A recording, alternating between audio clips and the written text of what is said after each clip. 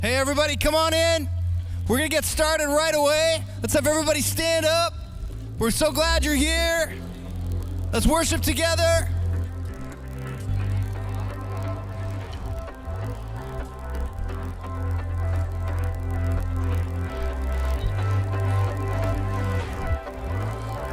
Make your ways in. You guys ready to worship? Get everybody to start clapping. Let's start clapping. Clap your hands. We're giving you no warm-up at all. We're gonna get right to it here.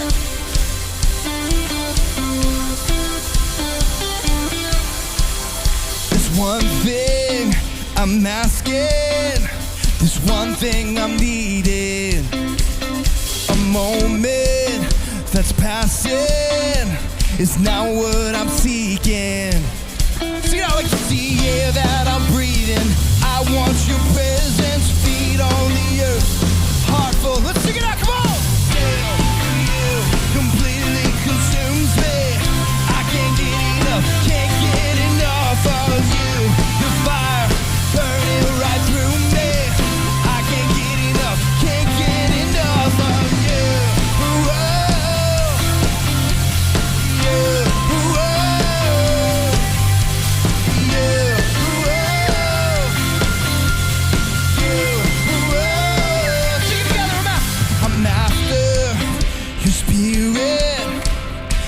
Than a feeling.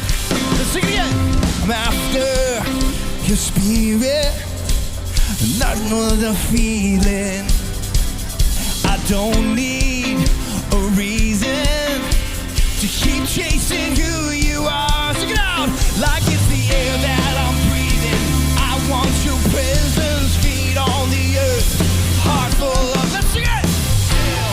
You completely consumes me.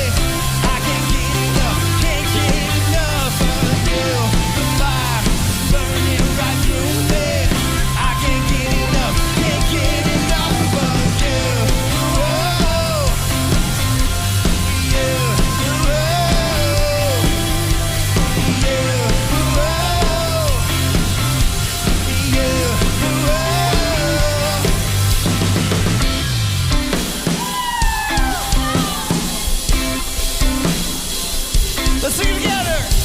And every beat is yours. You can have it all. Take over like only you can. All I'm reaching for, you and nothing more.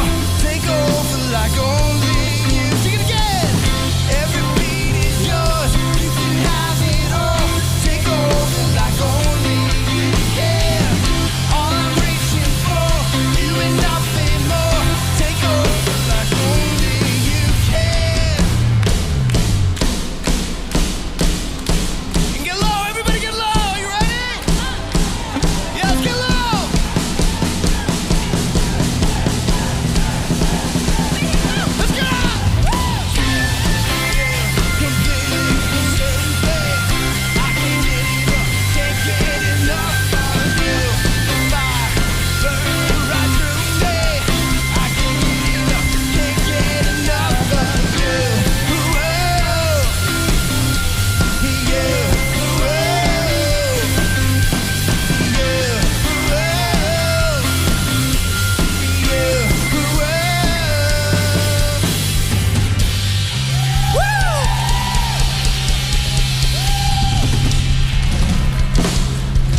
Hey guys, we're so glad you're here. PacLife Party 2022.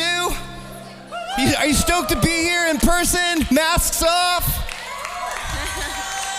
That's great.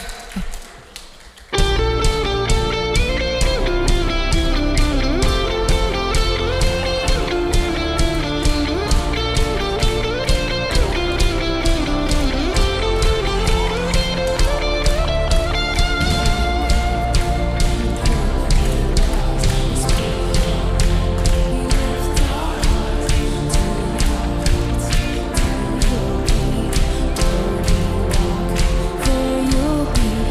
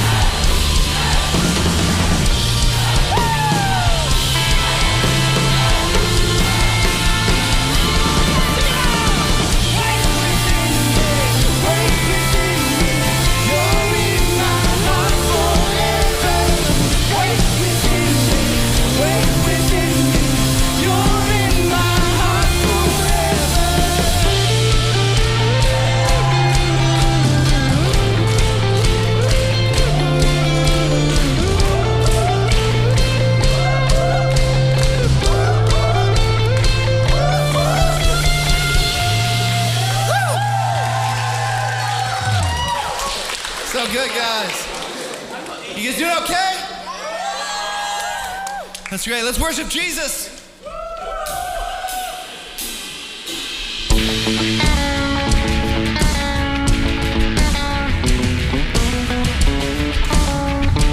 Let's get our praise on.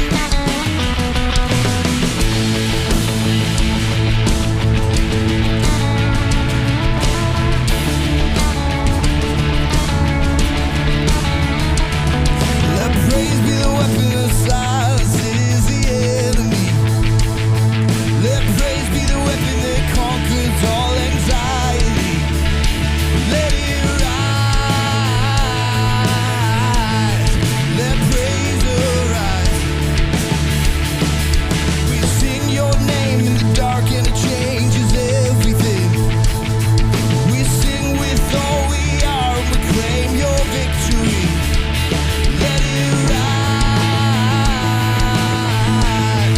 Let praise arise. Sing it! We see you break down every wall. We'll watch the giants fall. For fear cannot survive when we praise you. You got a breakthroughs on our side. Forever lifted high. With all creation cry, God we praise you. We praise you.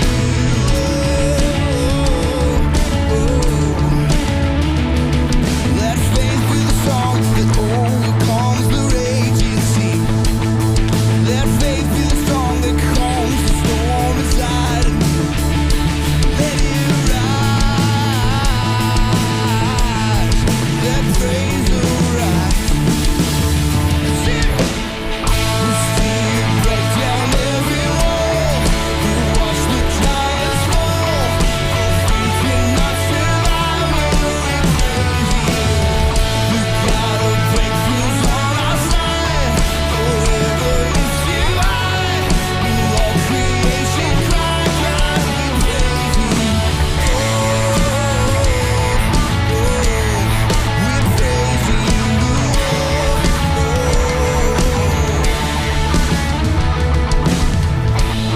Yeah, we're gonna sing this together. Can you get everybody to clap like this?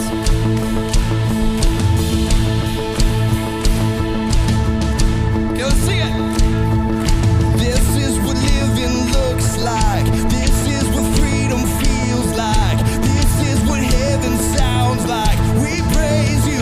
We praise. Sing it again. This is what living looks like. This is what freedom feels like. This is what heaven sounds like. We praise you. We praise. Sing it again. This is what living looks like. This is what freedom feels like. This is what heaven sounds like. We praise you. We praise you. This is what living looks like. This is what freedom feels like. This is what heaven sounds like. We praise you. We praise. Sing it out. See you break down every wall. We watch the giants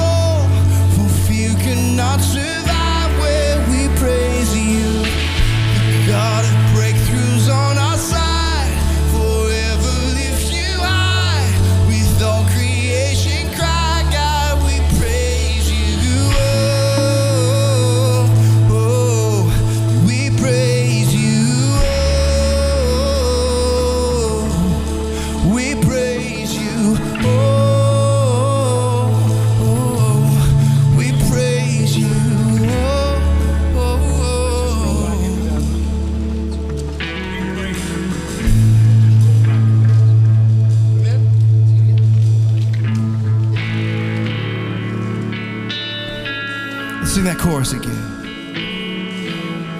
We'll see you break down every wall. We'll watch the giants fall. For fear cannot survive when we praise you. The God of breakthroughs on our side. Forever lift you high. With all creation cry, God, we praise. Sing it again. We'll see you break down every wall. We'll watch the giants fall. God, we praise you. The God of breakthroughs on our side. Forever lift him high. With all creation cry, God, we praise you. Oh, oh, oh, oh, oh. We praise you. Oh, oh, oh, oh. We praise you. Oh.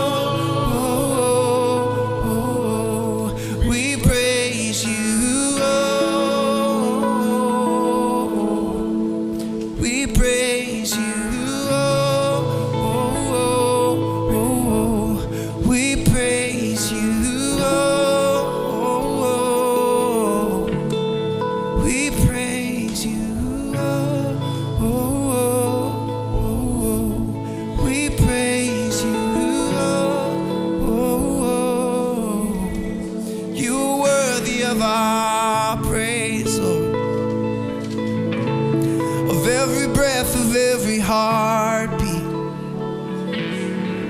you're worthy of our praise, Lord. Of every offering we can give, oh, we thank you, Lord. Thank you for all that you've done. Thank you for all that you've done, Lord. We will lift your name high. We will lift your name high. The God of breakthroughs on our side. Oh, we worship you, for you are worthy, Lord. You are worthy of every praise, of all the worship we can give. We praise you. Oh, this is what freedom looks like. This is what heaven sounds like. Wanna live a life for you. We lay it all down at your feet again. You're worthy of our praise, of every breath, every heart.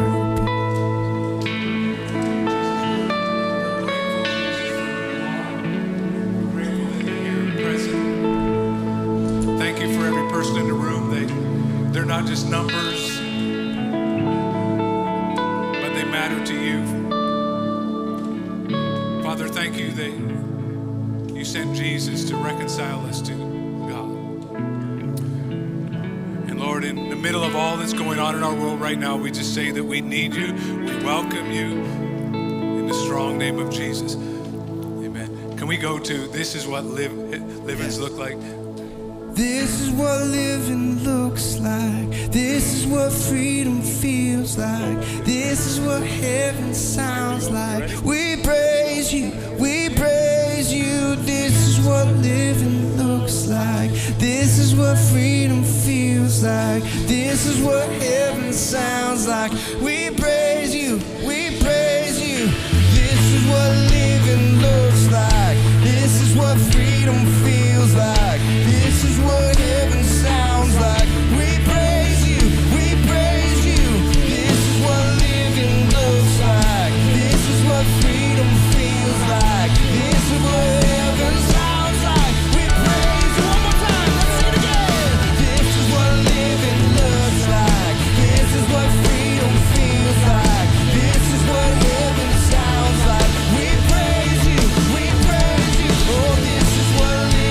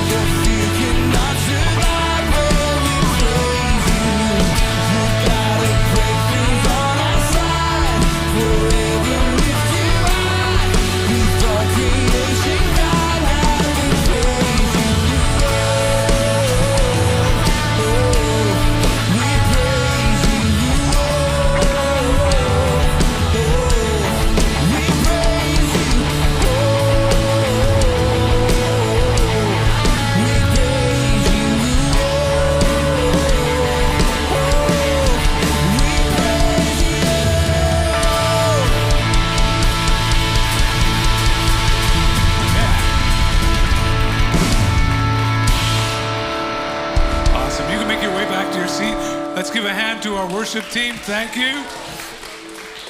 You did great. You're out there somewhere. I can't see you. My name's Craig. I lead Pacific Life Bible College. Glad that you could be here. We're so glad that we can gather in person. We're thankful for online, but we're also glad to be together. Thank you, Luke. Thank you, team. And I'm not going to be up here long. We've got a lot better things happening, but glad that you can make it to PacLife today. It's short. PacLife is short for Pacific Life Bible College. And we just absolutely believe that God's created every one of you on purpose for a purpose. And so if we can be of any help to help you discover who Jesus is and learn what it is to walk and live in the purpose of God for your life, we would love to be a part of that. And I know they're going to talk a little bit more about that. But just before we introduce our speaker, we have a video that's going to do a little tour of our city campus, I believe. Somebody.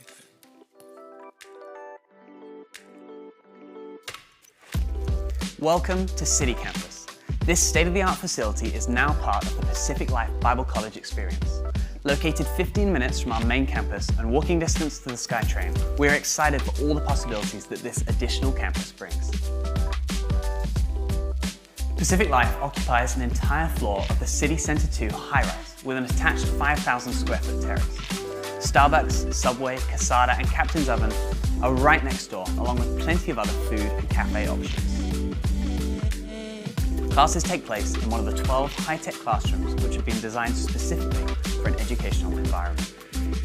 The student lounge is your place to hang out between classes. There's plenty of space for everyone, and it's also where we host our weekly chapels. Clements is also located in the lounge and is our in-house coffee shop, serving all your favorite beverages and snacks. For more information on the Pacific Life City Campus, head to our website and visit pacificlife.edu/citycampus. We'll see you next semester. Woo. Yeah. Play it again.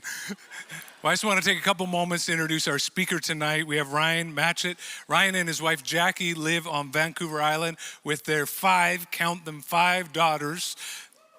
I have 3 daughters, and I thought I was doing great work, but 5, come on. And they're planting a church called Christ Church Oceanside to serve the Mid and North Island. Now, when you see or hear that Ryan is an Anglican priest, you maybe have a vision of what that is. But he started his ministry as a worship leader and then went on to run punk shows, pop-up skate parks, and youth centers before going into pastoral ministry. And he's so passionate, and I talked to him today about helping youth, young adults, and families connect with the dots between their greatest needs and Jesus' greatest accomplishments. And so I'd love for you to just give your warmest welcome, clap, and let's invite Ryan to come and share tonight. We're down here?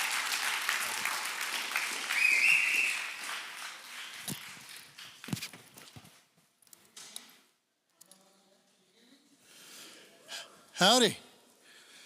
My name's Ryan, as you just said, and I am happy to be with you guys tonight. Now, that last song was perfect, because here's my big question for you before we start. What was the scariest thing that has ever happened to you? Ever. Think about that for a moment. And then think, what was like the saddest thing you've ever been through? Now, we don't like to talk about those things very much. Scary things, sad things, emotions. Who loves to talk about emotions?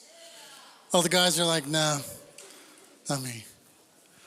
But the reason I ask is because I got a story for you. When I first got married, I got married at 19.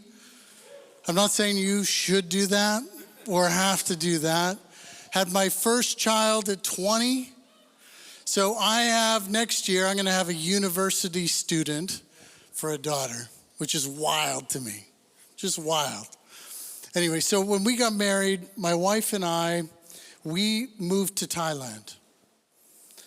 And within a couple months, we just got married and then we moved. And we ended up in this city called Pattaya, which is a rad little city, but it's really messy. Lots of problems, drugs, sex trade, all that kind of stuff. And what we did is we got to know a skate crew of guys that ended up, they were skating for Red Bull. And so we got to know them. They got to know Jesus. They came to know Jesus and accept him. And then they ended up running the youth center that we started together. But when we first got there, we got this like grubby little house. And we moved into it. And it was freaky because it had like geckos living in all the corners and giant cockroaches like that big and frogs. Like frogs would get in the house. Now, I have a problem. I sleepwalk a lot. Okay, and so we moved to this place, and all these like creepy crawly things were like the last thing I was thinking about at night before I went to sleep. And so I'd be sleeping, we'd be middle of the night, and I would dream that there are frogs in the bed. And because I'm a loving husband, I would seek to save my wife from the frogs in our bed. Now, she didn't like being saved from imaginary frogs in her bed. Because what I'd do is I'd wake up and I'd like rip the blankets off and I'd like move her around. I'd be like, look out. To this day, for some reason, when I touch her in the middle of the night, she's like, don't touch me. I don't know what it is. Anyway, so these were the types of problems we had in our early marriage. But when we first moved into the house, there was this switch on the wall that it was like one of those turny switches, and it didn't have a knob. It just was like a sharp nubbin sticking out of the wall. And so we're trying to figure out what this thing did because there was this fan on the ceiling, like a normal fan that, has a stand you put in your room, but it was attached to the ceiling. And it was hot, and we thought, we got to get this fan going. So we found pliers, and we tried to turn this knob, and it wouldn't turn. And so Jackie tried, then I tried, and we gave up. We thought, you know what, this thing's not going to work. But then, that night, in the middle of the night, I woke up with super strength. I don't know how it happened, but I was like in my sleep. I went over to this nubbin, and I squeezed it with my bare hands, and I turned this sucker on. All of a sudden, it was like an explosion of grinding metal blew up into our house. And so I'm sleepwalking. I have no clue what's going on. And I wake up to my wife sitting up in bed, screaming at the top of her lungs, just, ah. And so that woke me up, and I just looked at her and went, ah. And we just went back and forth, pitch black, trying to figure out what's going on. And it took a minute to realize. Later, my wife would say she thought a plane crashed into our house. That's how loud the grinding propeller noise was. And so it took us a minute to figure out I had somehow turned the fan on. And so we find tools and we get this thing to turn off, and then we're laying in our beds, just breathing like hands shaking, tears rolling down our face, like terrifying. I've never been afraid like that in my life. And then here's the thing. The next morning, I thought, it'd be funny if I turn this thing on again. So we're like getting ready for our day, and she's doing her thing in the bathroom. And so I turn this thing on, and instantly terror feels. She starts screaming. I start screaming. Ah, ah, ah, ah. We get it turned off, and I'm like, I'm sorry, that was not funny. But here's the thing. As terrifying as that is, what I learned from that is that I'd never actually really truly been afraid till that moment. You have like car things that are freaky on the road, or later on in life, I was on planes flying into like African deserts, and that freaked me out. Remember one time looking through the window and seeing crashed planes all along the runway. And I thought, this is not a good time to see that. It's terrifying. But nothing scared me like that moment. Something about it just got in my guts. Now, it's funny to look back on something scary and be like, wow, that was hilarious. But when you feel that true kind of terror, that panic, it's not funny. It's not funny at all. And here's what we're learning right now. Because of the pandemic, everything we've been through in the last 2 years, we're kind of scared of everything. There's anxiety, and fear is the default response of our hearts and our minds and our bodies to everyday life stuff. So let me ask a question. Who was kind of nervous about coming to this? Anybody? Who's nervous about being in a crowd? Who's nervous to take their mask off? Who's nervous to put their mask on? Right? We're kind of nervous about everything. And that's where the pandemic has kind of pushed us. Now, we're saying statistically, amongst youth and young adults, upwards of almost 50% of us are struggling with some kind of mental illness right now. Anxiety, depression. So that means every test, every social situation, thoughts about the future and about your past, all of these things are coming with terror in our bodies and in our hearts. So that means what? We're generally more stressed, easily depressed. We have difficulty forming thoughts. Luke and I were having lunch today, and I said, hey, because we both had COVID, and I was like, how's your brain working? And I said to him, I'm like, there's certain words I struggle to know how to say still. Certain sounds, I'll go to say a word and I'm like, I don't really remember how to form that sound with my tongue. These like weird things have made us kind of changed. And the whole pandemic has done that. Now, just under 3 years ago, a few months before COVID hit, I had my very first in my life panic attack. I've never felt anything like it. Even the scariest moment that I had in Thailand, never felt like that. My heart started racing. My breathing quickened. My hands were tingly. And I legitimately thought, I'm dying. I must be really more out of shape than I realized.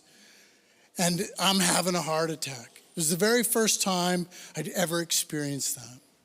Since then, so the last 3 years, I've suffered consistently with acute anxiety disorder. That means a daily basis. My body feels terrified for its life for what I'm about to do. I actually wrote in my notes, I'm most likely feeling that way right now. And that's this idea of like, I'm just afraid of every moment. And I would say it's one of the worst experiences I've ever had in my life, and I've been through some terrible things. But here's the thing, I wouldn't have made it here today if it weren't for the gentleness of Jesus. And we don't talk about this, we don't talk about mental health a lot in the church, but we also don't talk about the gentleness of Jesus a lot either. But I was forced through just the difficulty and terror of what I was going through. It felt like my body was betraying me. Couldn't settle down for things I had to do. I'm a pastor, I got to do public speaking. Never cared about that before in my life. Now I'm like freaking out. So part of it's important for you to understand what you're going through, what you're feeling. You're not the only one. And you're not somehow uniquely failing in this life because you're struggling with these types of things. But it was words like these in the Bible, that God is near to the brokenhearted, that really started to capture my attention. In Hebrew, the idea of brokenhearted is it's a heart that's been shattered or destroyed or disabled. And I read that and I thought, that sounds like where my heart's at these days. But it was the closeness with the gentleness of Jesus that began to reform like re-put back together my heart. Took my shattered heart and gave me his heart. And it changed the way I interacted with pressure in my life, with my own limitations, with pain, with weakness, and with my inabilities to do the good things that I felt I was made for. And he did this through a special section of his teaching, which is called the Beatitudes. Have you ever heard of that? The Beatitudes means this: the way of supreme blessedness. Who wants to sign up for supreme blessedness? Like, just the idea of that's like, that sounds great. Also, I'd love to get in on that. But then Jesus goes on to explain what the way of supreme blessedness is, and it sounds kind of crazy at first. Because he starts by saying this: blessed are the poor in spirit, for theirs is the kingdom of heaven. Does that sound like what Jesus wants from his followers? Have you heard that before? Jesus is saying the most blessed people in the world are the poor in spirit. Do you hear that? Are you awake? That's good news, isn't it? So what that means is this: blessed are those who look on their inner life and go, I've got nothing left inside of me. I'm not good enough, I'm not strong enough, I'm not wise enough, and I'm not whole enough. I'm bankrupt, and I'm a mess inside. You know when I feel that most?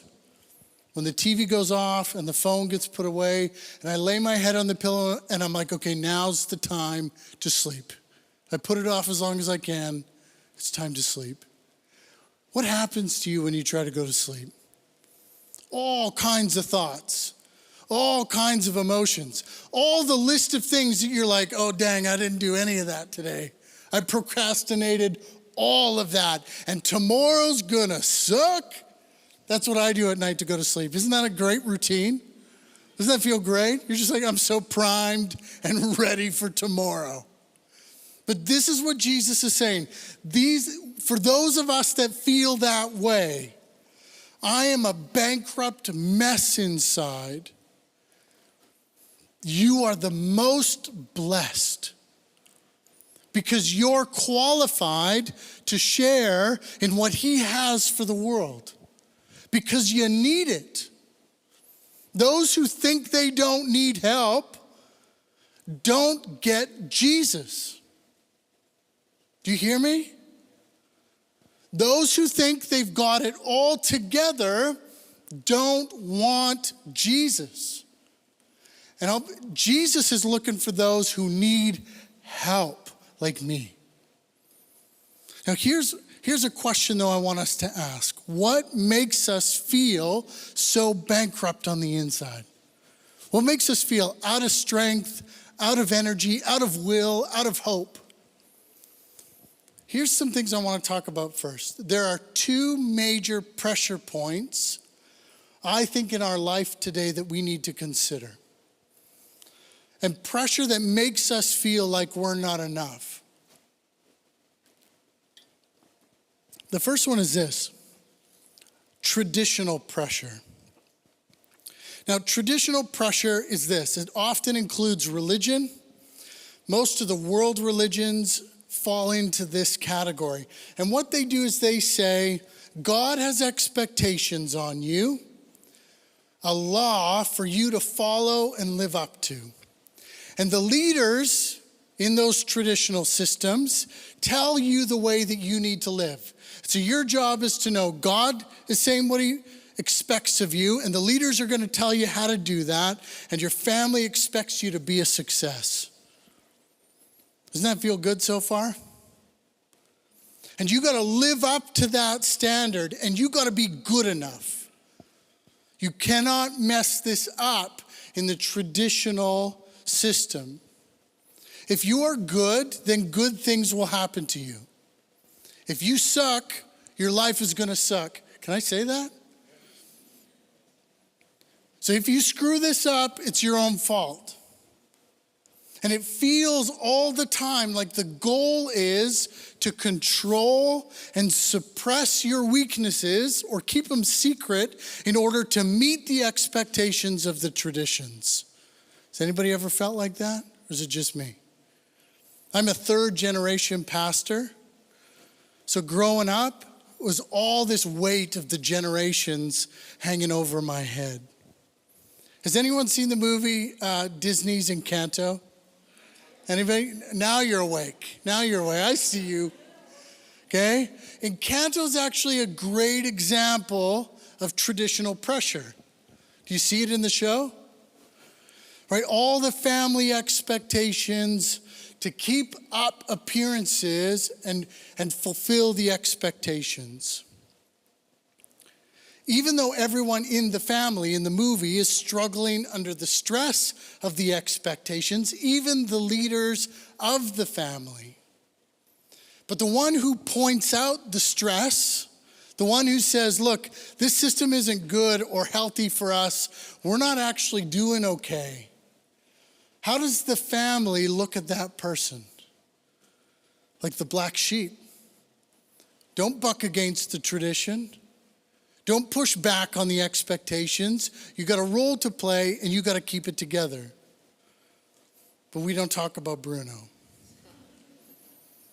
But what it does is it makes people who see the stress of the expectations, those who see it, those traditional systems make that person feel like a rebel.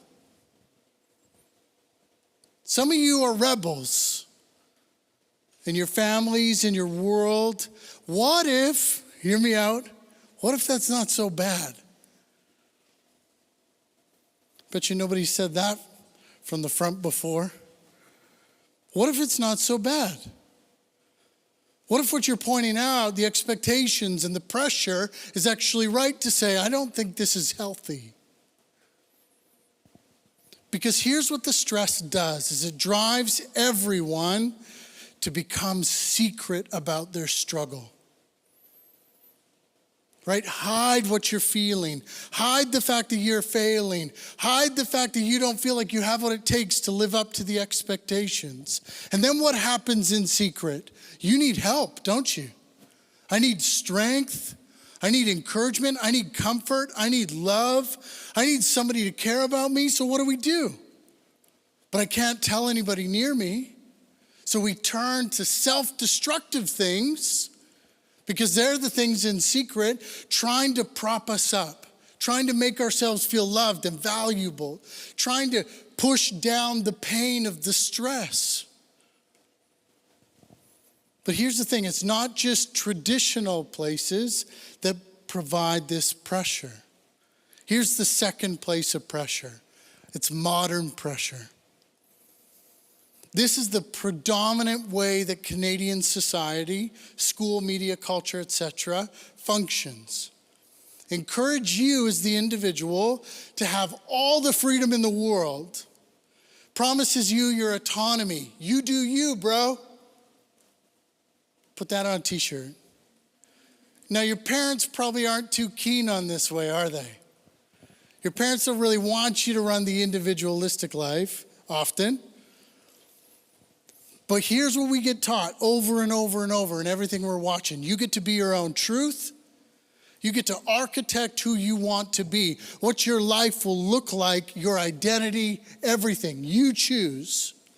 Then they say you get to be your own life. That means you self-fulfill, you self-determine, and you self-satisfy. Whatever makes you happy, do it.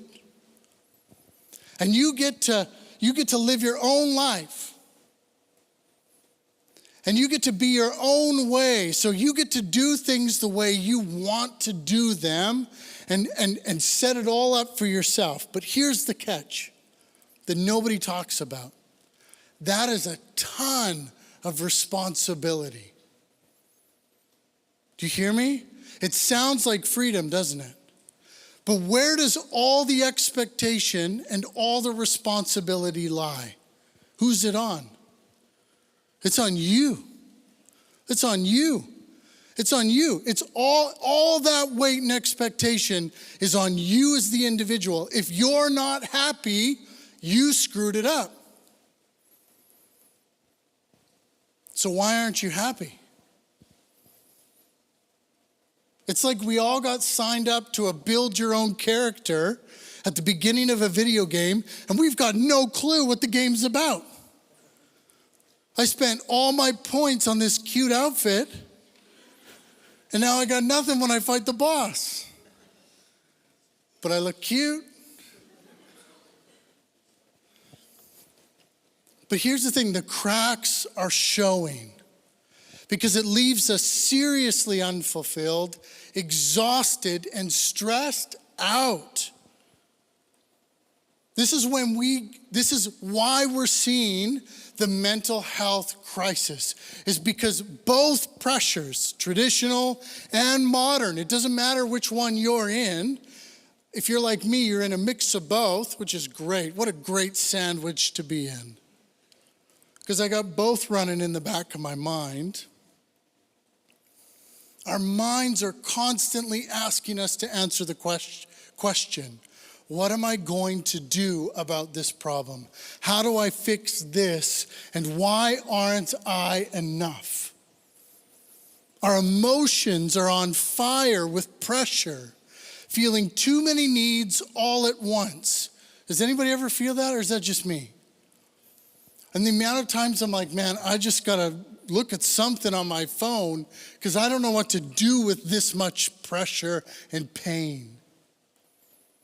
I hate downtime because then I think about things that suck. The other option is I got too much emotion, so I gotta push it down. I gotta ice that. I can't feel those things anymore. But here's the problem. When you push down your negative feelings, what do you lose the ability to feel? Positive feelings. So all this is going on, and our bodies are prophesying through our hormones, through our gut problems, through chronic pain, through heart rates and breathing and insomnia, that we are not okay. I'm not okay. I'm worn out and I'm hurting and I've got no help for this. But maybe this is just me. We don't have time to talk about this, but addiction's just bad medicine. It's not the real problem. You think you're a screw up because of your addictions? You're not. Your addictions are that you're trying to cope with some deeper pressure, some deeper pain. So here's where Jesus comes in. When we as a people are sick of hearing in our minds, try harder, be better, get it together. Are we sick of that yet? Are we sick of try harder, be better, get it together? Anybody? The other side is, are we sick of hearing, try this, watch this, feel this, and you'll be better? Are we sick of that?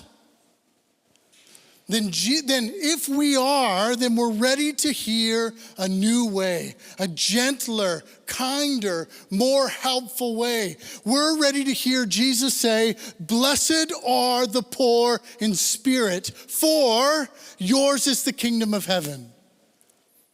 Jesus is saying, if that's you, you think I'm gonna swing the hammer on you. You're scared to put your hand up because you think, man, he's gonna wallop me when I say that's me.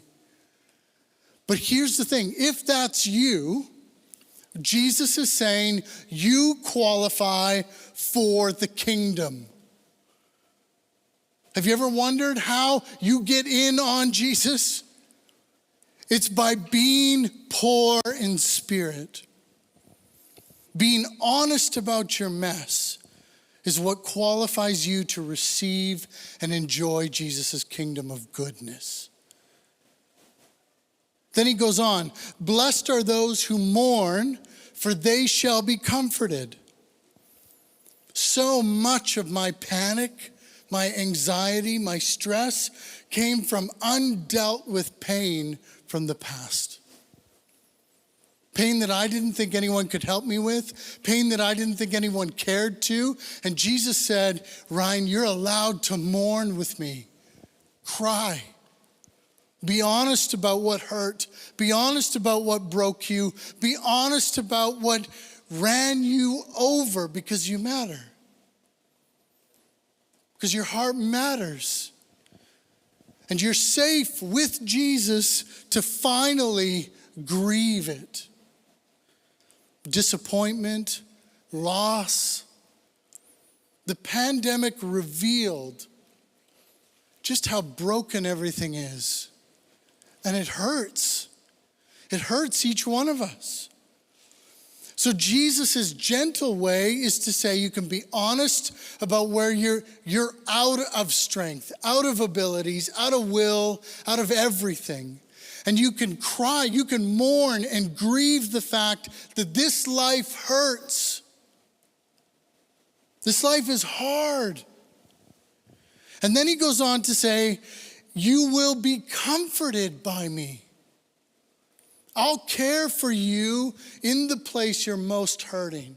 I'll comfort you. I'll love you. Did you know that this is what the cross does too?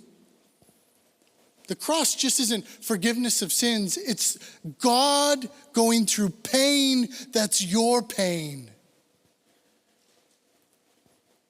But then Jesus continues, blessed are the meek, for they shall inherit the earth. It's not the strong, the smart, or the successful that will inherit the earth in Jesus. In Jesus, it's the meek. Those who know they need help, those who are humble, those willing to receive from Jesus. Blessed are those who hunger and thirst for righteousness, for they shall be satisfied. Those who are longing for goodness. Who wants good things? Just me? I want good things. Like, I want this world to be good. I want friends that are good. I want community that's good. I want to feel good, and I want to do good. Can I say that out loud? I want to feel good, and I want to be able to do good, because I'm sick of doing the crap I don't want to do. True? Jesus is saying those who are hungry and thirsty for the ability to do good and to have good and to feel good will be given a feast in him. So those who show up and go, yo, Jesus, I already am good. Jesus goes, then you have no need to eat. There's no room at my table if you already ate. Which, by the way, you should go to Pacific Life Bible College just for the food. I'm not kidding. I had supper with them tonight, and I was like, I'm going to Bible school. Nashville chicken sandwiches blew my mind. But this is essentially what Jesus is saying. If you're not hungry for it, if you think you've already got it, you're wrong. You're wrong. But if you need it and you're desperate for it, he's got it for you. Jesus wants to satisfy you and fill you with his goodness. Blessed are the merciful, for they shall receive mercy. When you're self-aware to what it feels like to suck and to suffer, you are gentle with others. Do you hear that? Mean people are hiding the fact of how much pain they're in. Gentle people know the pain. They know what they've been through, and they know that nobody else should have to go through it. Because you're merciful to the mess of other people. And Jesus is saying, I want to be merciful to you because I've gone through pain for you. I want to pour out my mercy upon your wounds because my wounds were for you in the first place. And so this is where it all leads to, is this end. We don't have time to go through all of them tonight. Blessed are the pure in heart, for they shall see God. Hear that promise. They shall see God. Here's where it comes down to. Jesus will give you his heart, his whole heart, his good heart, his healed heart. He'll give you his heart if you will give him your shattered, destroyed, demolished, worn out, and desperate heart. The message of Jesus is all about him making a trade. I'll give you everything if you give me everything that happened to you. That's what makes us the pure in heart. When we give him our shattered heart. So here's what I want to invite you to do tonight. I'll invite Luke and the band to come.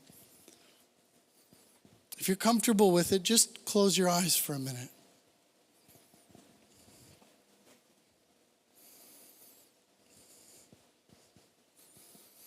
And first, I want you to have a conversation with yourself. And I want you to ask yourself this question.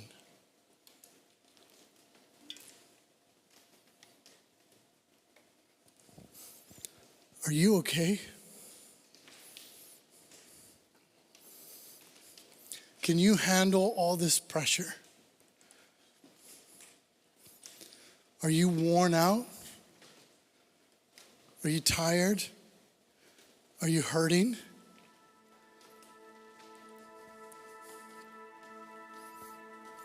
If what you hear there is nothing, if you just hear nothing, your heart's not ready to come out. Maybe you pushed it down for so long, it's a bit tentative.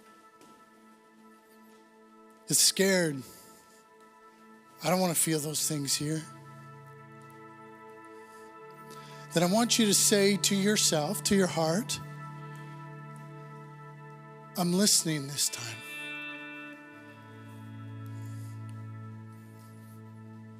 I care about what you're feeling.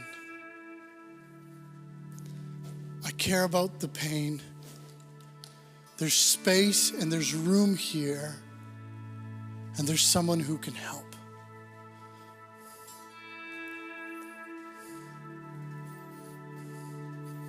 So just give yourself a minute to feel. Give yourself a minute to think.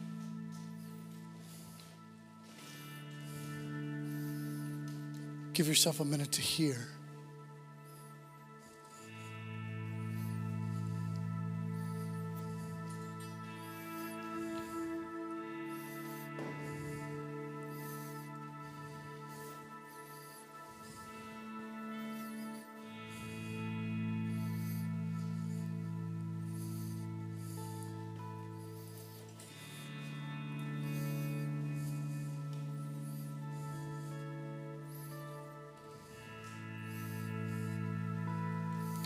I want you to hear the words of Jesus to your heart.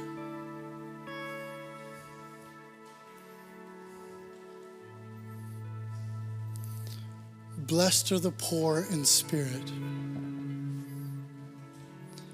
for theirs is the kingdom of heaven.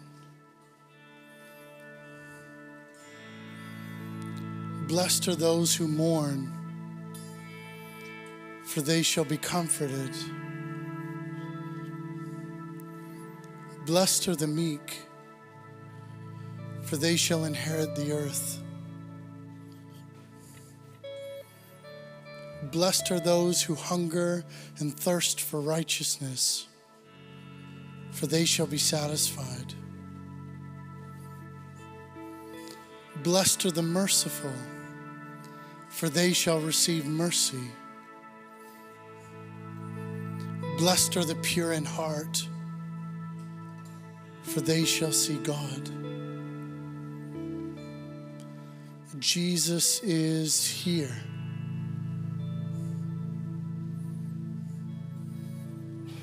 And Jesus is after your heart. And Jesus has what's needed to handle it. For so many of us, we've seen people mishandle our hearts, and we just think nobody will ever be safe. Nobody ever will be strong enough. Nobody can actually help.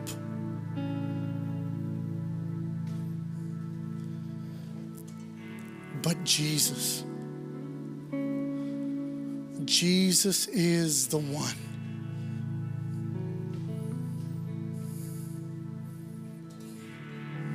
Well, how far is he willing to go for me? To come from heaven to earth? To go from the manger to the cross? To go from the pits of death to the resurrection? And from the resurrection to the ascension, that he will build a new world for you. Jesus is the one, the only. That's why Jesus is the only one that can make you feel this way.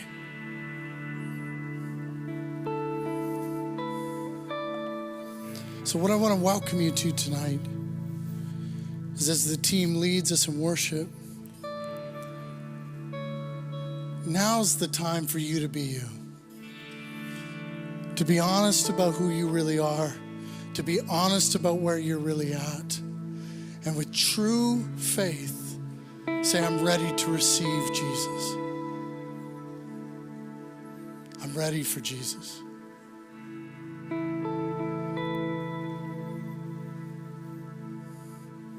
And if you're comfortable with it, you can come forward to the front here. And us, our pastor, your pastors, we'd love to pray for you.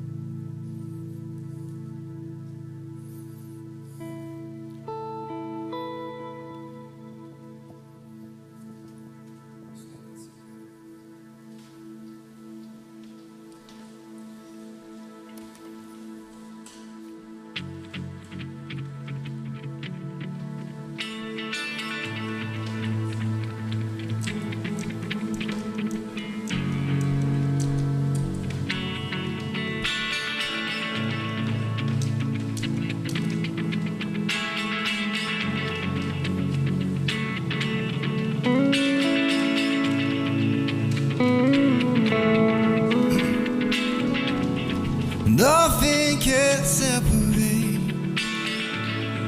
even if I ran away. Your love never fails.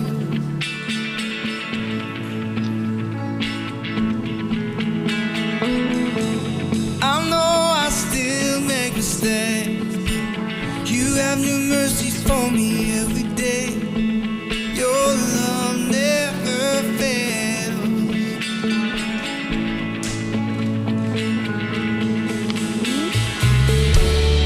You stay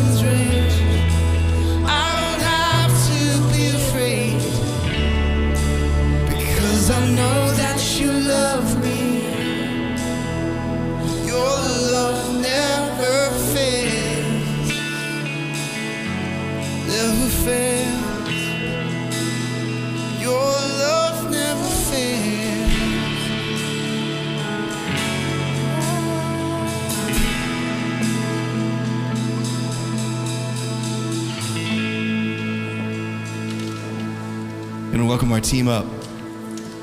Got some prizes to give away here. Woo! Thank you, Luke. Awesome. Let's give it up for our worship team one more time. It was so good to have you guys lead us. Thank you, Luke. Thank you, team. Great job. Well, we have just a few more things tonight. Actually, you guys probably don't know who I am. Yeah, grab a seat. Why not? That works. Jacob's the best, guys. He's the best. It's me. I'm the one from the video. Yeah, my name's Jacob. Thank you. Oh, yes. My name's Jacob. I work in the advancement department here at Pacific Life Bible College, and it's great to have you all guys all with us. Oh. Let me check. Luke can hear her. Hi, I'm Eliza. Oh, that went really high.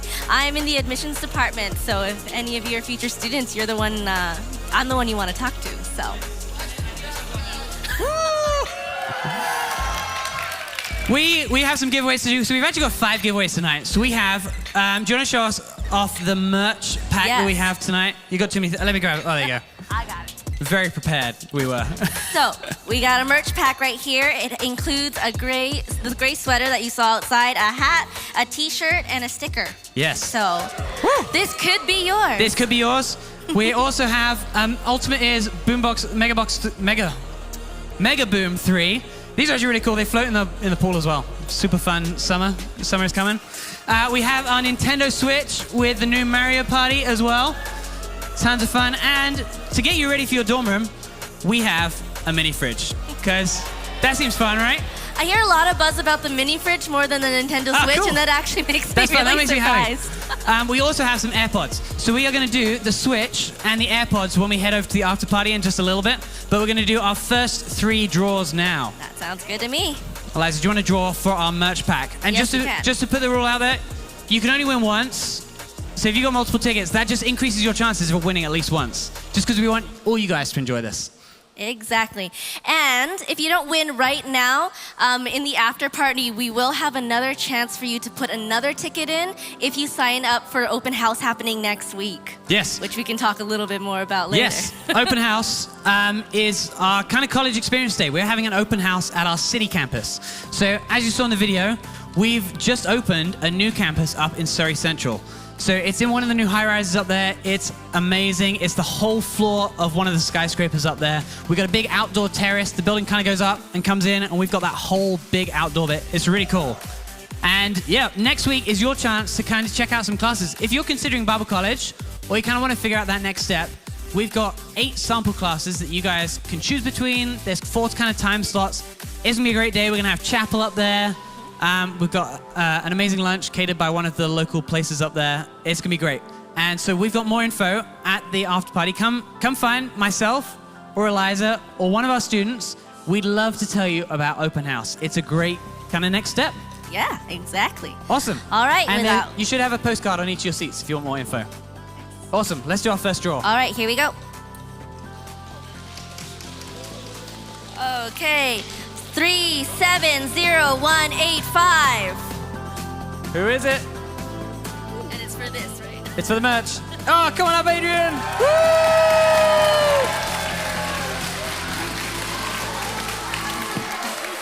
Nice. Woo! Well done, Adrian. Okay, next one. Next one. Oh yeah, what's this for? This is for the Mega Boom 3. Mega Boom 3. It's actually really cool. So if you've got multiple of these speakers, they all like pair together. So you can have one phone controlling like a bunch of them. Is it underwater? It floats. You can put it in the pool and it will still play music. Isn't that cool? Cool. It's pretty fun. In the bathtub, I guess, too. One number. Fun. Or in your bathtub, I guess. Cool. Yeah. We got 370223. Who's our winner? Oh, coming up! Woo!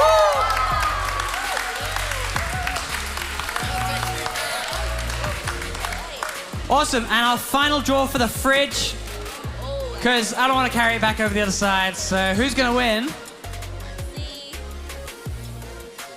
It's a good number. 370209. Who's our Come on up! Woo! We can pass it. We'll get it to you in a minute. It's very heavy. Awesome. Oh, there's your mic. All right, well, there's still 3 more chances to win. 3? 2? 2 more. 2 more chances We got the to Nintendo win. Switch, and we've got the AirPods. Over That's the other right. side, we'll do the giveaway in a little bit. We're going to do another song of worship. We've got our nacho bar, and we've got churros over in the after party. I'll jump back up, and I'll tell you where we're going to go after this. Okay. We'll hand it back to you guys. Stand up together here.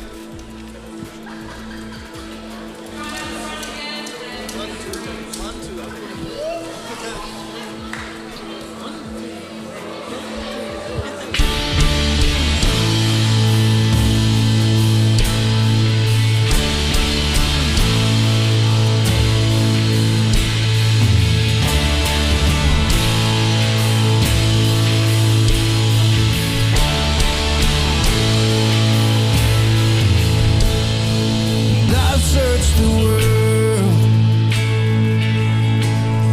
but it couldn't fill me. Man's empty praise, treasures of faith, never enough.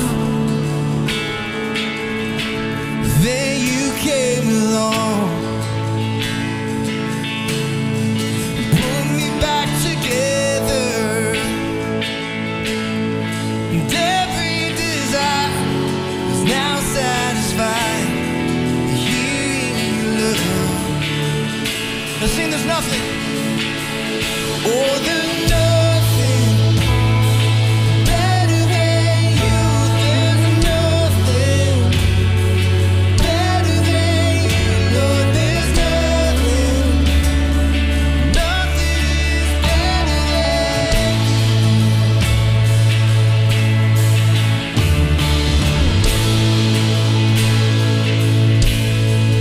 I'm not afraid.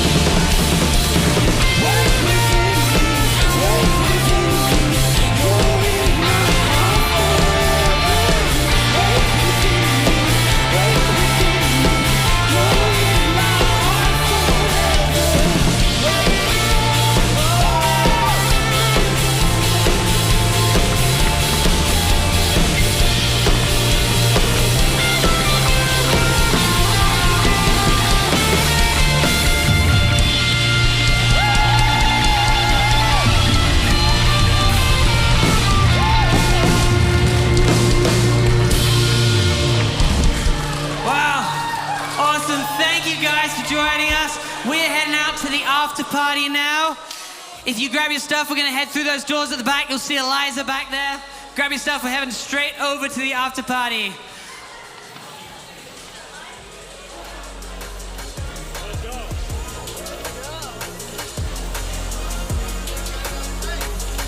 She's got her phone lit up at the back. You can head that direction.